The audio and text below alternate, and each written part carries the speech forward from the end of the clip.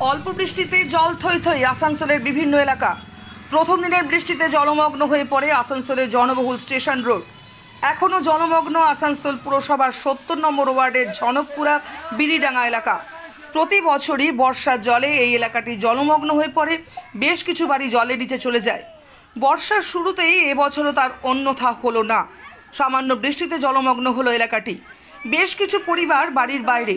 ঝনকপুরা বিড়িডাঙ্গা এলাকাটি নিচু হওয়ার দরুন উঁচু এলাকার জল অল্প বৃষ্টিতে গিয়ে এই এলাকায় জমা হয়। প্রতি বছরই অল্প বৃষ্টিতে এই সমস্যায় পড়তে হয় এলাকার মানুষদের।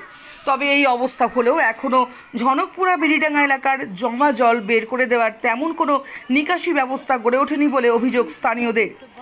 এদিনও দেখা গেল এলাকাটি অনেকাংশেই জলমগ্ন। বাড়িগুলিতে জল ঢুকে গিয়েছে। বেশ কিছু পরিবারের সদস্য বাড়ির বাইরেই আশ্রয় নিয়েছেন।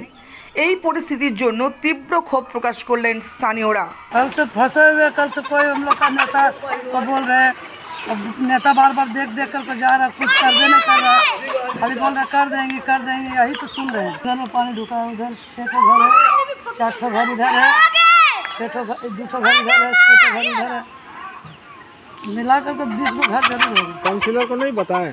काउंसिलर का क्या बताएं, काउंसिलर सुनबे नहीं करता है। जब बोलते हैं तो बोलता है गड्ढा में घर बनाए हैं, तो हम लोग क्या करें?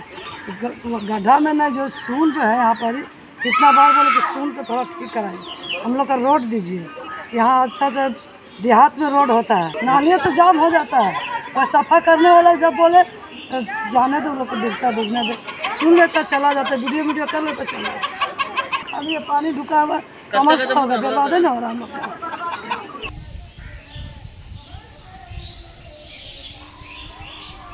অন্যদিকে বিজেপি নেতা অভিজিৎ আচার্যের অভিযোগ যে এলাকাটি জলমগ্ন, সেই এলাকায় কোনো নিকাশি ব্যবস্থা নেই। সময় মতো এলাকা পরিষ্কার পরিচ্ছন্ন হয় না। স্থানীয় প্রশাসন ও পুরসভার গাফিলতি, উদাসীনতার অভিযোগ তুলেছেন তিনি। বিষয়টি নিয়ে স্থানীয় কাউন্সিলরের কোনো প্রতিক্রিয়া মেলেনি। দেখুন, আপনারা যে পরিস্থিতি আজ আসানসোল মিউনিসিপ্যাল কর্পোরেশনে, বিশেষ করে কুলটির বড়া করে যেমন আমাদের 16 থেকে 20টা পরিবার পুরো জলমগ্ন হয়ে গেছে। নিকাশি ব্যবস্থা ভেঙে পড়েছে। কর্পোরেশনের ওয়ার্কার দিকে কাজ করানো হচ্ছে না।